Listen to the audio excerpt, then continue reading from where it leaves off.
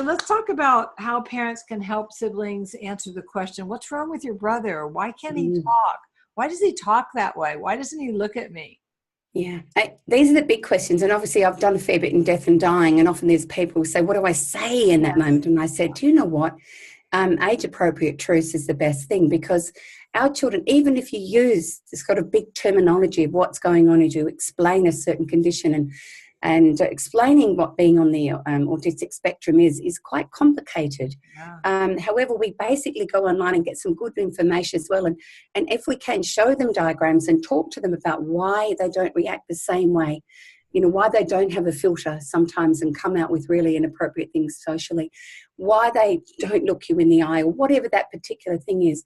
When we make sense of that, even right down to the absence of mirror neurons, it doesn't matter. Yeah. I believe that children from 4 and 5 and 6 can Yeah. have those explanations, and gradually they take from it what they can at that age. Yeah. And then they'll make more sense of it later on. And in their own journey, they find out those answers. And I was really staggered once early on with listening to a 5-year-old little boy. Somebody was sitting next to him in something we were at, and the boy next to him is about 8 or 9, said, so what's wrong with your sister? And she actually was on the spectrum and struggling quite, non-verbal and lots of tics and things. And he said, oh, she's on the autistic spectrum. She has autistic spectrum disorder. So her brain works very differently to mine, and sometimes that's what happens to her. So she finds it really difficult to be like I am. However, she's still my sister and I still love her. And it was at that moment that I thought, the wisdom that we can teach them with validating what the real information is, it's incredibly important for them.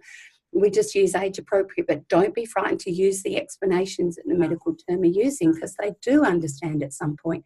Talking down to them and saying, oh, don't you worry about it, and you won't be able to explain it or understand it, is invalidating on all sorts of levels and disrespectful, isn't it? So if they'll take from it, they'll go, oh, okay.